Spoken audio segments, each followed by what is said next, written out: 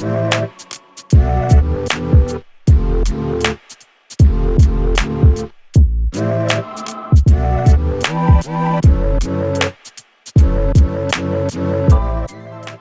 back to another episode of Profiles in Risk. I'm your host, Nick Lamparelli. In my quest to continue doing on-site interviews with folks that I think are tremendously interesting in insurance, I'm here in Dover, New Hampshire, post-New Hampshire primary. We're not supposed to talk about politics, but we may. Maybe. At Athenium Analytics, and I am with Cyrena-Marie Arnold. She's got quite a background, so I'm going to read it because I couldn't memorize it. She's the VP of Customer Success here at Athenium Analytics. She's a former television meteorologist for NH1 in Concord, New Hampshire, and a former director of summit operations at the Mount Washington Observatory, which is famous or infamous as having the world's worst weather, and we're going to touch into all of that. So thank you for having me here. Oh my gosh, it's such a pleasure. Yeah. This is great. Thank you for coming. So I love these old mill buildings. So I can't do it justice, but you can see the brick in the back. But we're in the downtown area of Dover, and this building was built in 1880, and it probably was a gigantic factory. Yeah. It has been converted to all of these awesome office spaces. Yep. Athenium has a large section of the 5th floor, so we're going to kick it off by giving you an opportunity to talk about Athenium Analytics. Sure. What is it? Yeah, so we've got a pretty cool space here, Mm-hmm. and it's funny you kind of start talking about the space because it kind of represents who we are. So if you have the opportunity to walk through the office like you have, you've seen it's very modern. It's open space. It's new ideas. People are on one side. We've got a few conference rooms, but we've got benches and swinging areas. Swingy areas. Yeah, two sofas, dogs. throw pillows. Oh, if there's only 2 today, I mean, there's normally 5. Okay, I come with my dog really frequently. It's just that kind of a space, Yep. and that really shows a lot about who we are. We're forward thinking, and we're trying to really turn insurance upside down a little bit. So trying to say, this is the way it's been done, but here's a better way. Yep. And so we're doing that through a lot of different ways. And if I had to sum it up in one word, it would be efficiency. We're trying to make insurance companies smarter, faster, better, make better decisions and all of that using data. It's all around data and data analytics and what that data is telling you. And so we're able to use that to help with underwriting. We're able to use that to help with claims. We can do that in quality assurance. We're going into predictive analytics and machine learning. I mean, there's a lot of areas we're really growing, but always it's looking ahead. It's very little of looking in the rearview mirror. Yeah. So who would be now? You're not just insurance. No, absolutely not. Yeah. And from your website, it looked like it was extremely a lot of weather-based type of data. So stuff that you can use in construction and in finance and things like that. So who's the typical customer? Yeah, great question. So we did talk about insurance, but working in financial markets, working with construction companies as well. In finance, construction, agriculture is a big one, and then the federal government. So those are really like the 5 areas that we're quite active in, and a lot of it revolves around data. And that's how the company began. Weather Analytics began in 2012 as a weather analytics company, hence the name, right? And since then, we've really grown so much beyond the weather. And now today, we're actually starting to look at risk holistically and see so much more of that. So our beginnings are very much in weather, but with the acquisition of Athenium in 2018 to really bring more of the quality assurance side of it and sort of bring the products full spectrum, analyze the risk and then see what your losses are and then how can you improve them with the tools again and sort of completing that cycle. We've been able to do a lot there with insurance, but there's a lot of areas this data can help, and it really is going so far beyond weather now. We're trying, it's weather soon, in another year or so, it's actually going to be a minority of what we're doing. Okay, so let's talk about you're in charge of client success. Mm-hmm. So let's talk about success, right? My experience with data and analytics, and I'm in the insurance space, is that the insurance space, there's a lot of talk. They have not been able to assimilate data and analytics in a way that I think has appropriately moved the needle for the value that's coming in.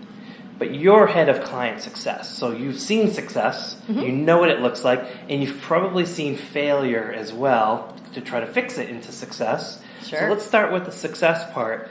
How are companies that are really trying to focus on data and analytics in the modeling and all of that stuff, when they're successful, what do they do right?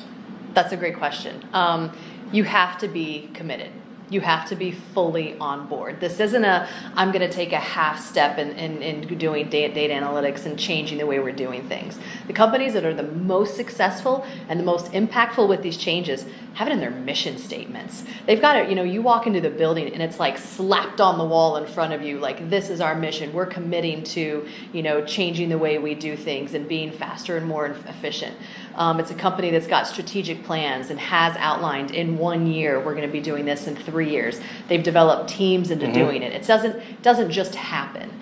You're not going to accidentally trip over data analytics and find that you're all of a sudden better tomorrow. It has to be absolutely 100% purposeful, like, if that's a real word, right? Yes. Sure. Yeah. It's you have to commit to it. You have to make the decision. You have to allocate the resources. You can't, halfway do that. The companies that we're working with and the ones that we have the most success with are almost like us. You walk in there and it's almost like a cool office space. You could just see the culture of the entire company is very, very different. I'll tell you what, we've seen this in the very small mom and pop insurance companies. We've also seen this with some of the really, really big names. There's no difference in who's able to adapt and to do these things successfully. It's all about what's up here and what's in the company strategy and in that game plan. And if they can make the commitment and allocate the resources to making those changes, it'll happen. Okay. So let's talk about failure. Sure. Because that's what I've seen. And your answer to one really dovetails nicely into answer this second question when it comes to where does it kind of fall apart. And I would say the first element of it is that there is no executive commitment.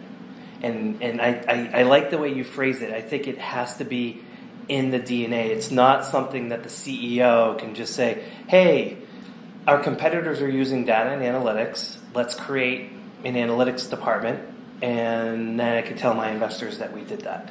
It's almost a recipe for failure. Agreed? Yeah, it actually, you're not completing it there. It's, you have to think about what are those next steps going to be in defining that plan. You read all these different books about, goal setting and things like that. It's more than just a New Year's resolution. If you treat it like that, it's never going to happen because New Year's resolutions very rarely happen.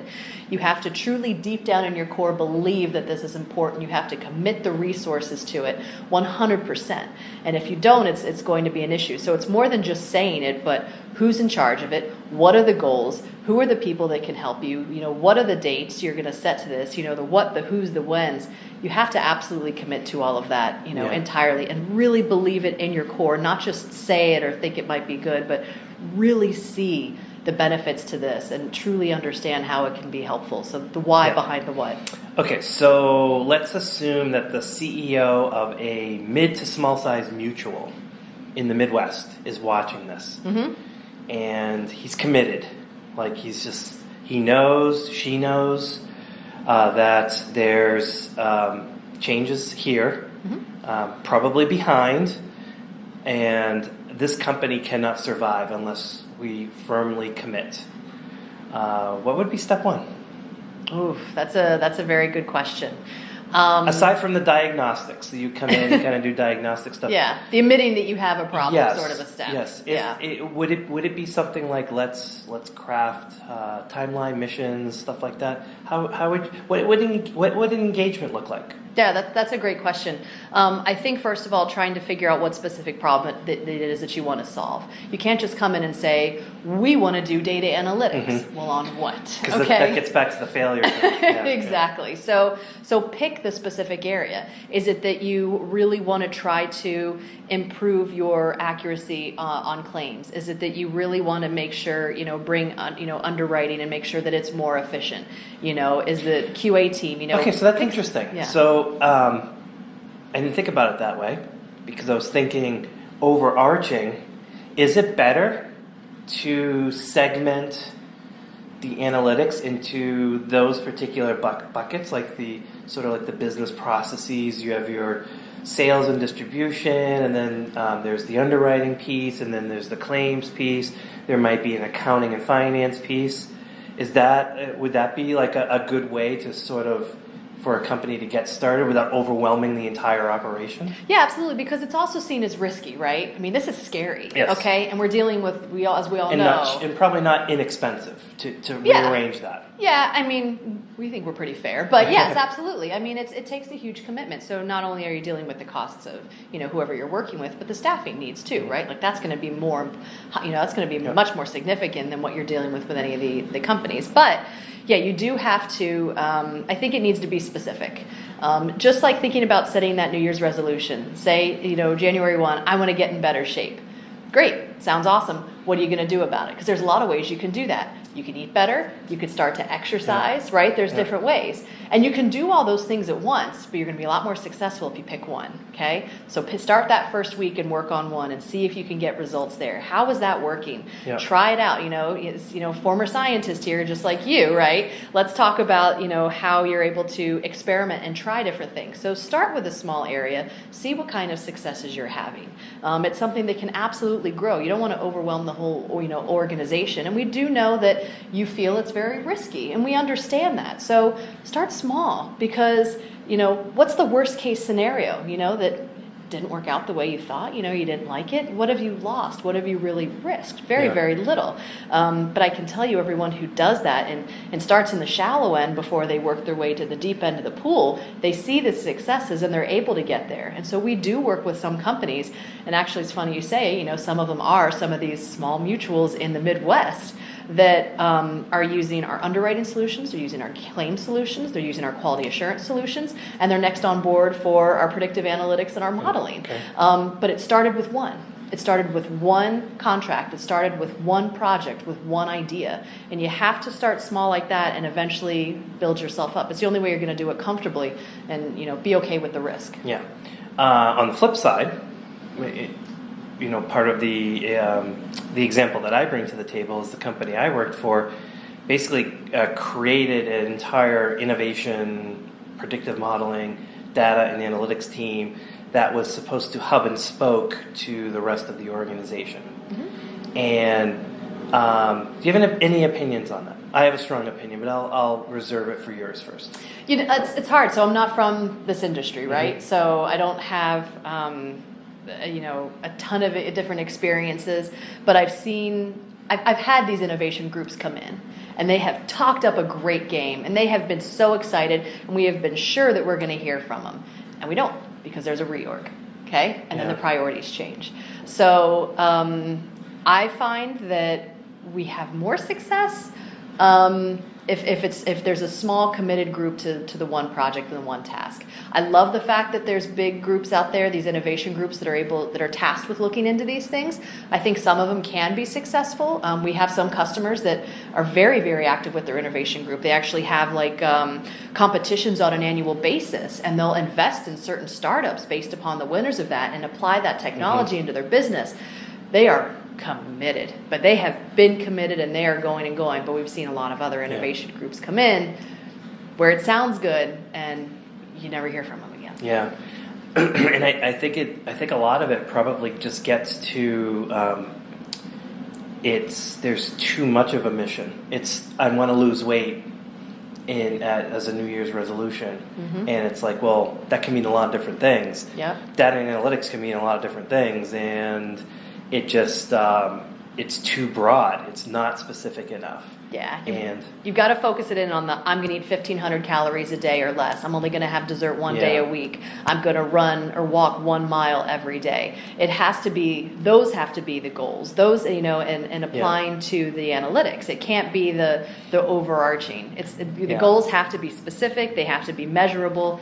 Have to be achievable. Yeah. So a funny story. I went to an innovation lab at one of these carriers. It was they walled it off from the rest of the company because that was their way to prevent the legacy of the company from seeping in. So they wanted to keep it separate, and it was in the basement.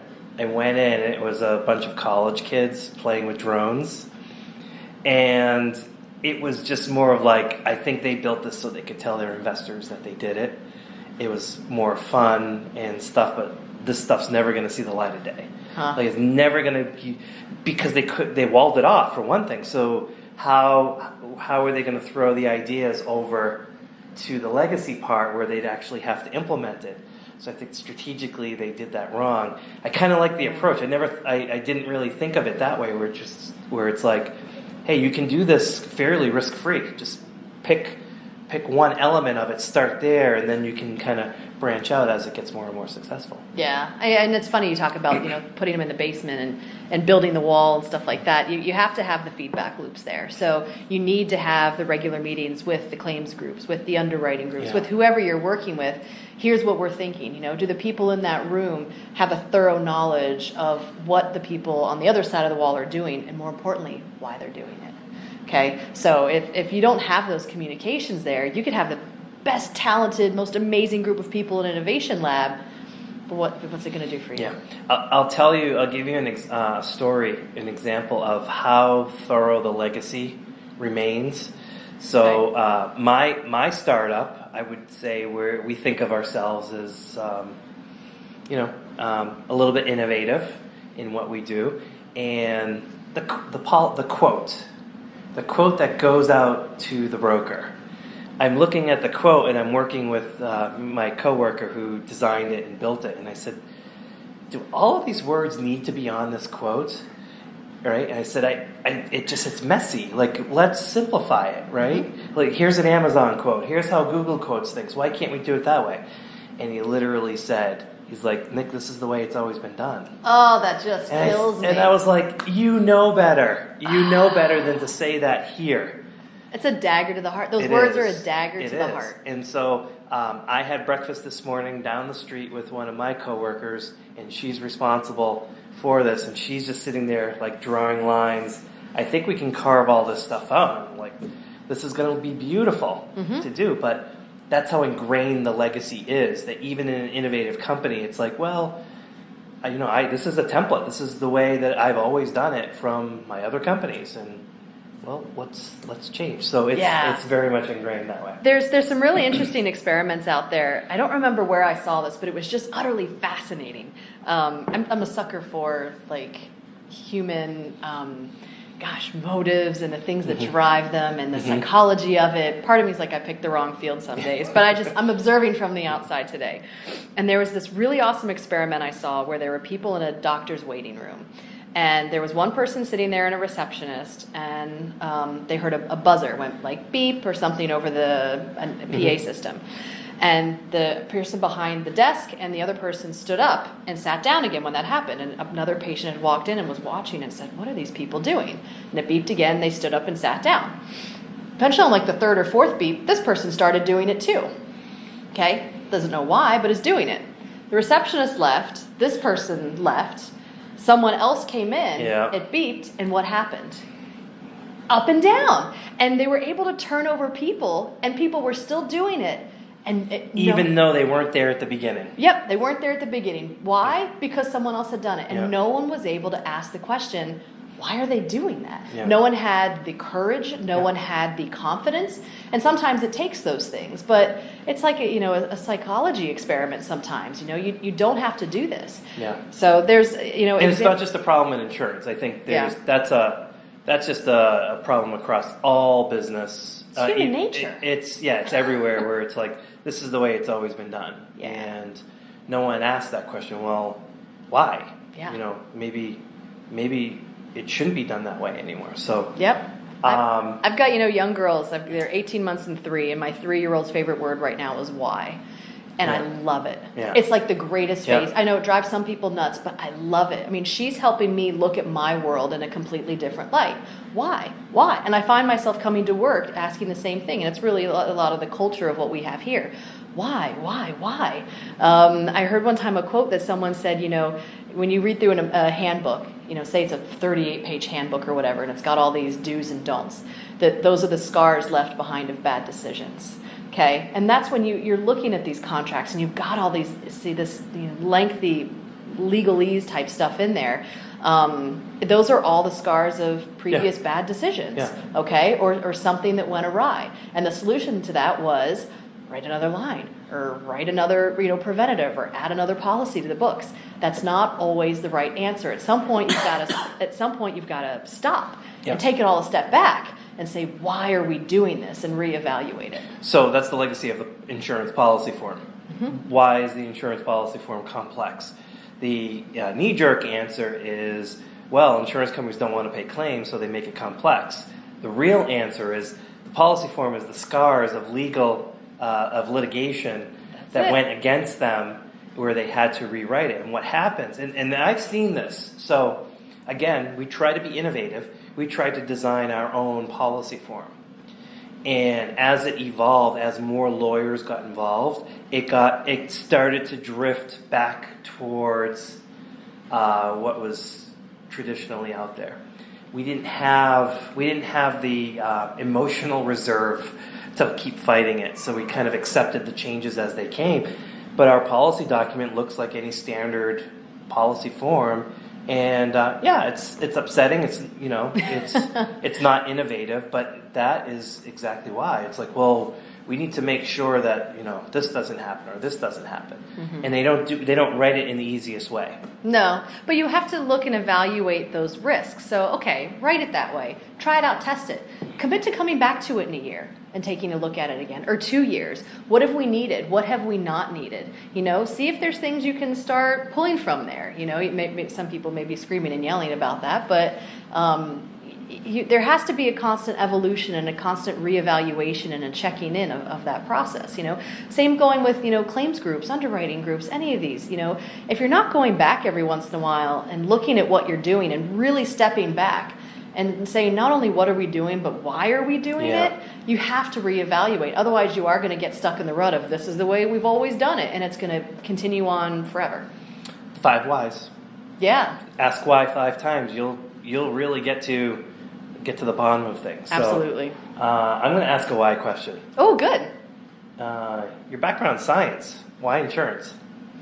Oh, so why did I go from like a left-brained analytical introvert to a right-brained customer service extrovert? Yeah, I know. That's a good question.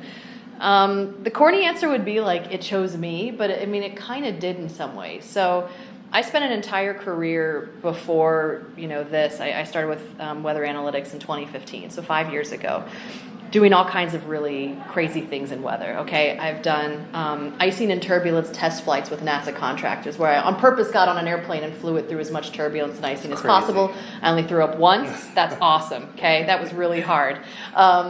I've installed weather stations on the Alaskan tundra and all over North America, where you can only go into these areas by helicopter. I'm dropped off for 2 or 3 weeks at a time. Maybe I have a bear guard with me to protect me. Maybe I don't, right? I've worked on top of Mount Washington. I've done TV. I've done all these really crazy things. It was time for the crazy thing of an office job. You know what I mean? It's like the one thing I hadn't tried yet.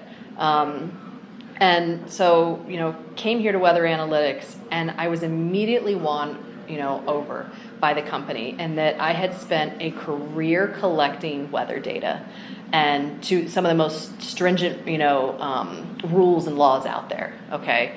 And coming here and seeing how we're using the data, it like brought my career full circle. Yeah. It was so fulfilling and so satisfying to see how the data was being used and how it was helping others. So, all this time collecting it to see, wow, the actual applications of it. It was really, really amazing. There's a big chasm, kind of like in this desk here. There's a big chasm between, the more scientific parts of our lives, and then what actually happens in a business sense.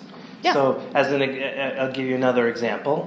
We're working with a climate team, and predominantly either recent PhDs or graduates of an Ivy League institution.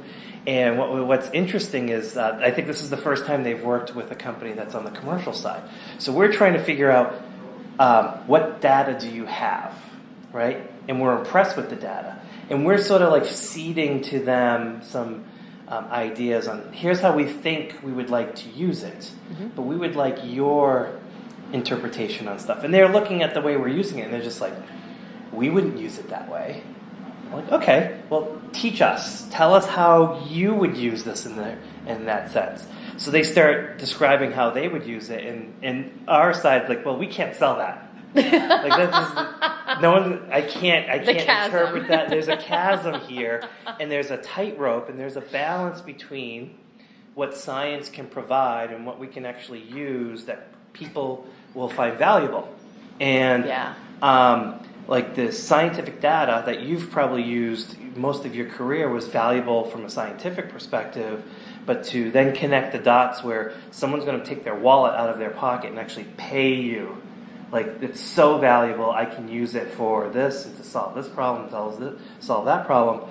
That's a tough chasm to cross, and there's a balance. So you're on both sides now. How would you describe that let's call it a conflict, but it's a bit of a conflict of that world in this new world that you're in. Yeah, it is, and it's one we actually see pretty frequently. The alliteration of the chasm definitely works. I see it as a Venn diagram too, where you have the research side of things and you've got the business side, right? So it's like, here's the data and what it's really good for, and what it could be used for. But then on the other side, like you said, what are people actually going to pay for? What's going to make a difference in the industry?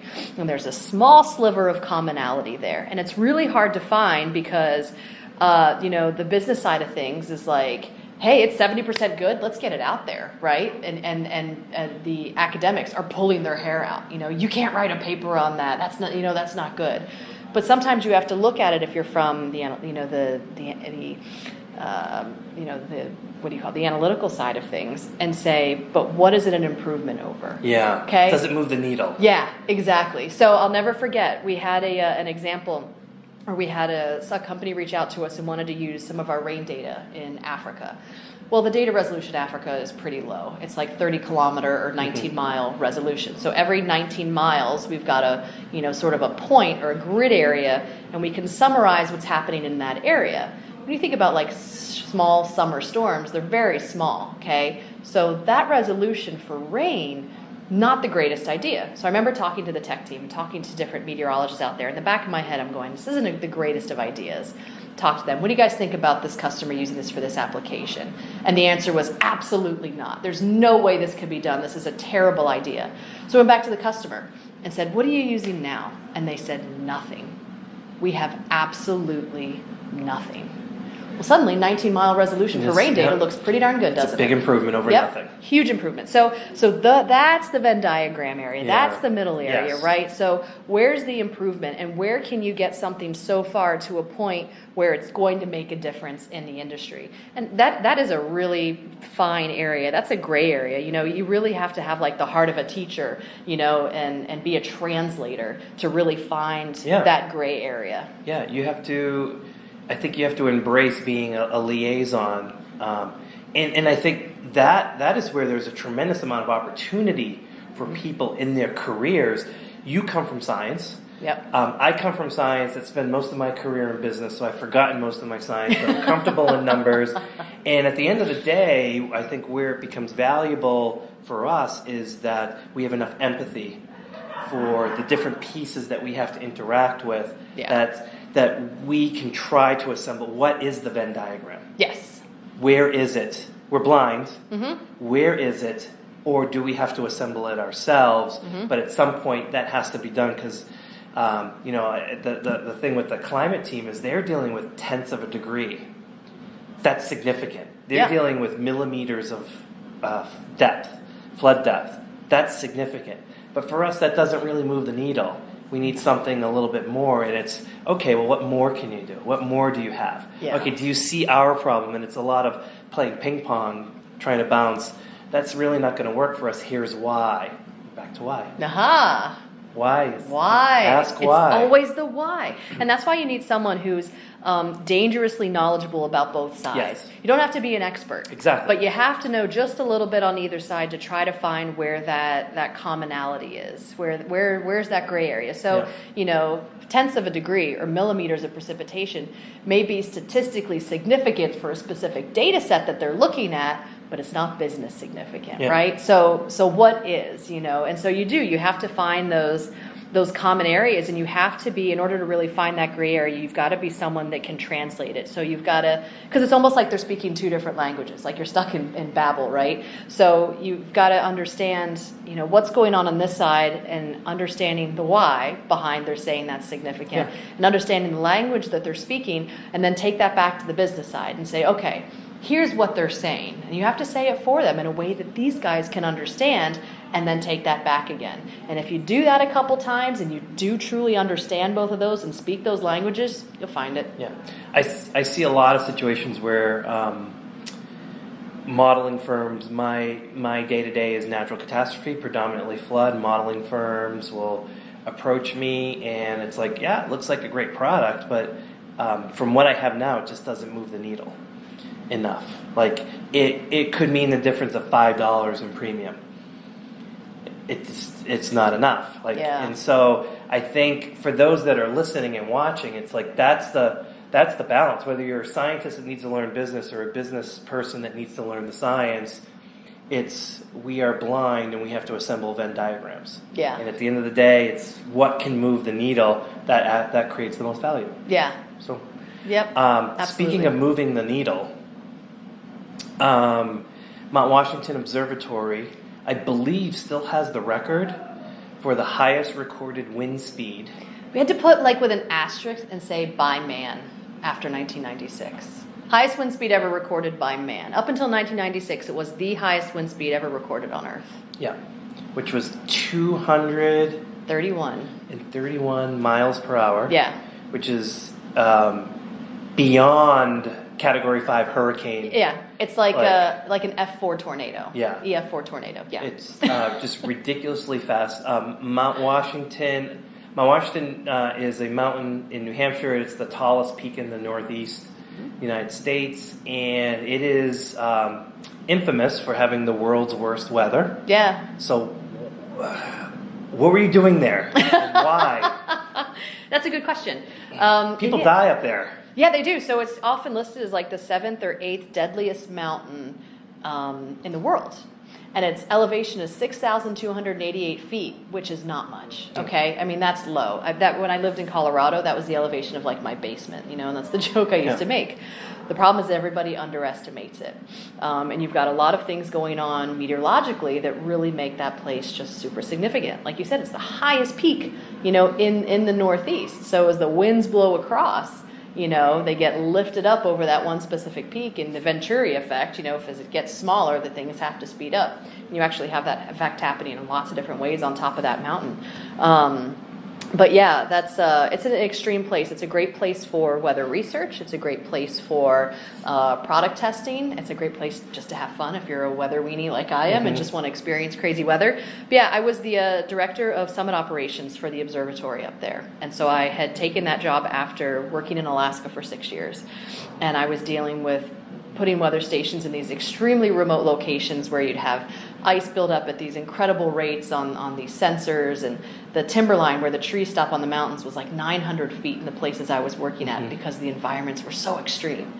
So when I heard Mount Washington had an opening, it was always a bucket list thing for me. I'm a huge bucket list person, by the way. I was like, oh, I'd love to go there. It'd be even cooler to work there. I submitted an application, and next thing I know, I was moving to New Hampshire. So as the director of summit operations, I was responsible for the meteorological observations that happen every hour up there. They're really critical for aviation weather and our weather forecasts.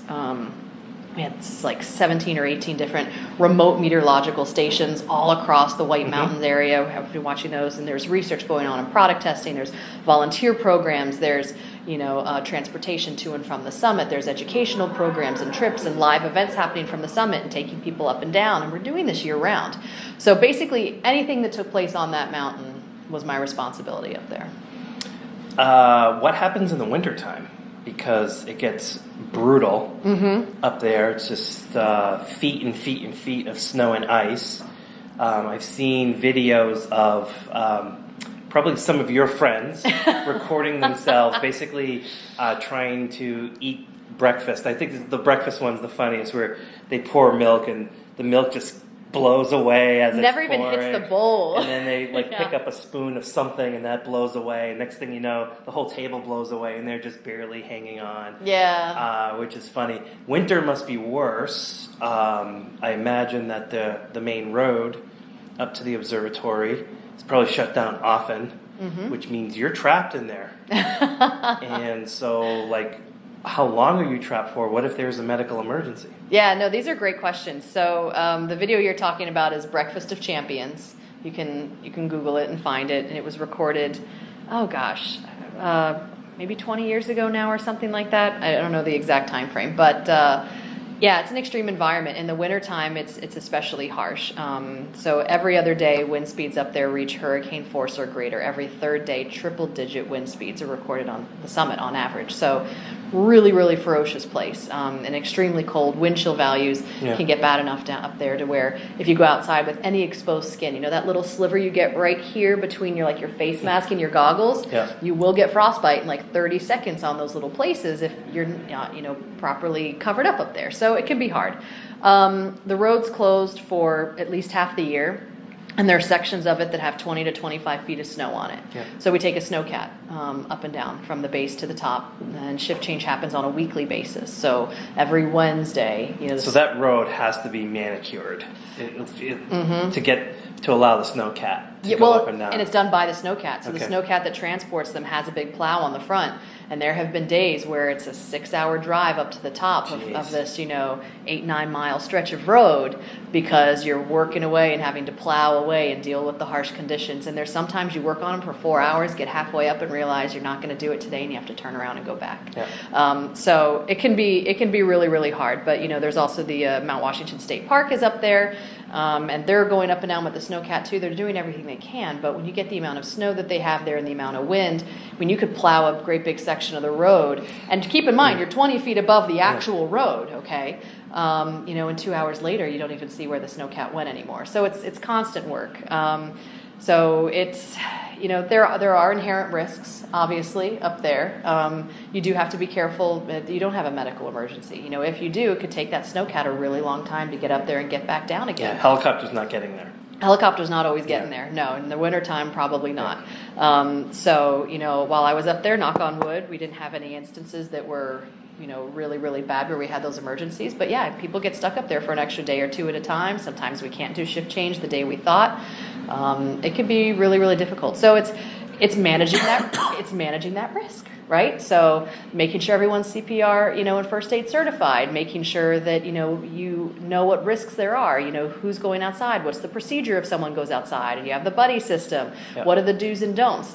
There's a lot of rules up there because the risks are so much greater, okay? So, it's not like we talked about the scars, right, where you've got a 38-page rules of scars.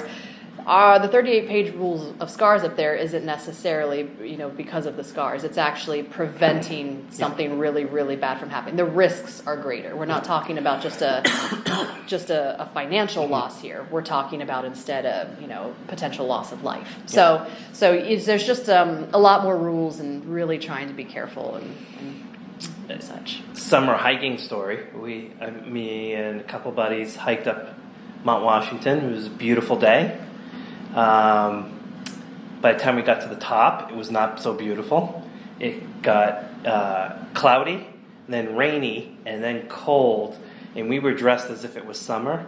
Yep. And we had to take the train down because my friend was shivering. Mm-hmm. And this was an August day. It went from, it was 70s most of the way. And then it got to 40 degrees. Yep. We had shorts and T-shirts, and it was raining, so we were wet. It was miserable. So that's Mount Washington. It is. I always think of that. It's just it can just change. Yeah. They've had snow every month of the year up there at the summit. And you're going up there wearing cotton. right? So you're not wearing Cotton wools kills. and cotton kills. That's the rule, so it gets a little bit wet if you were sweaty from hiking, or then you get into this rain, you're getting, 50-mile-an-hour winds blowing on you.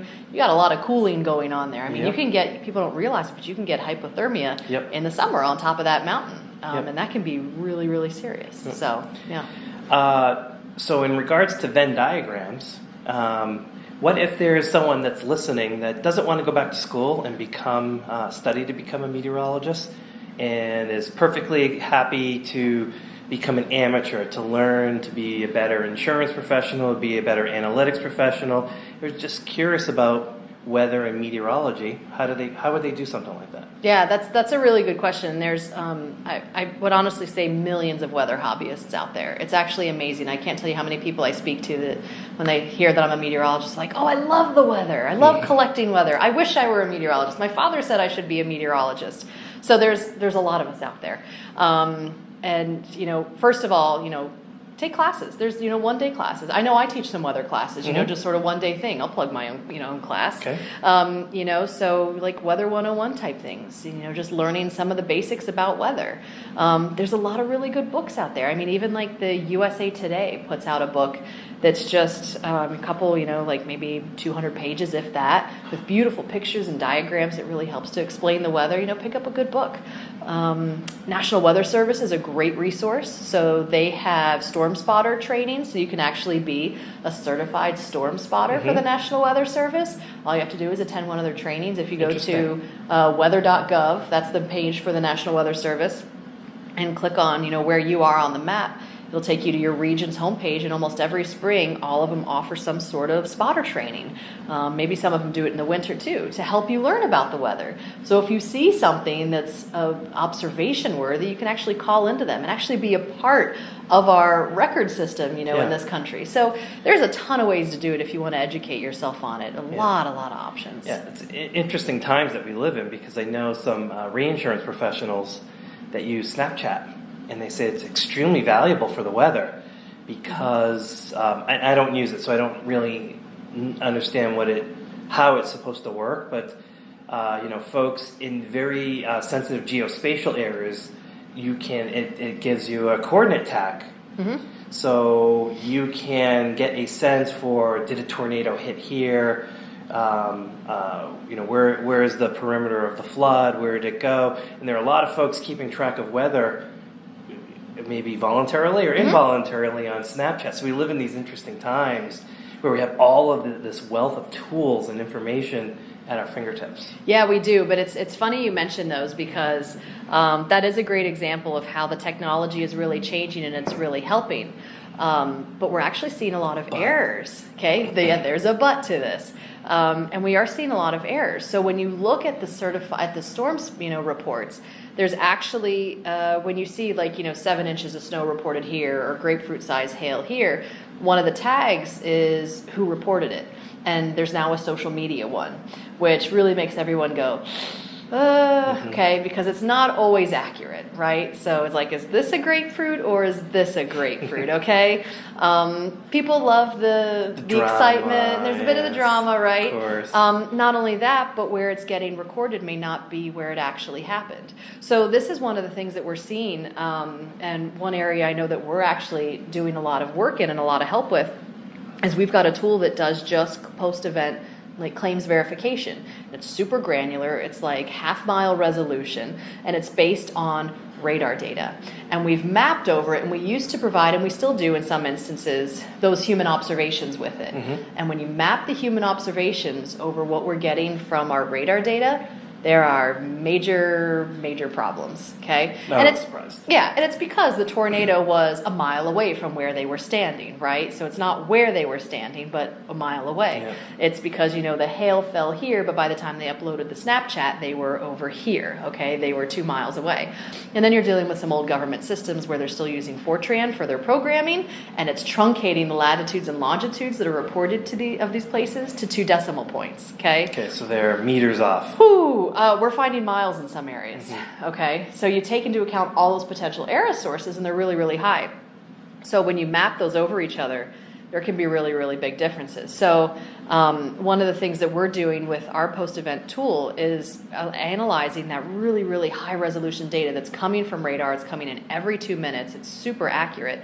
And that way everyone can figure out how they're going to triage the business, right? So we can do things where we're showing all of your policies that were affected by that storm and putting them as pins on that map. We're totaling up the TIV for that and what the business income is or what the the building value is for all of those locations in like one place. Yeah. And so you're able to get those answers really quickly. People don't understand the amount of work that it takes when you have raw data to then begin to convert it to something that's actually useful. A lot of work. Oh yeah. Oh, I mean, this data, you have to remember, some of these are quote unquote free data sources, but you know the joke about like a free boat, right? It's like there's no such thing as a free boat. Okay. They take a lot of money and a lot of work and they're going to make you go broke. Yes. Okay. Yes, it's like, that's not how all it the works. other stuff around it. The boat might be free, but the slip isn't, the mechanicals isn't, the gas isn't. Right. And it's the same thing with weather data. It's like the data itself may be free,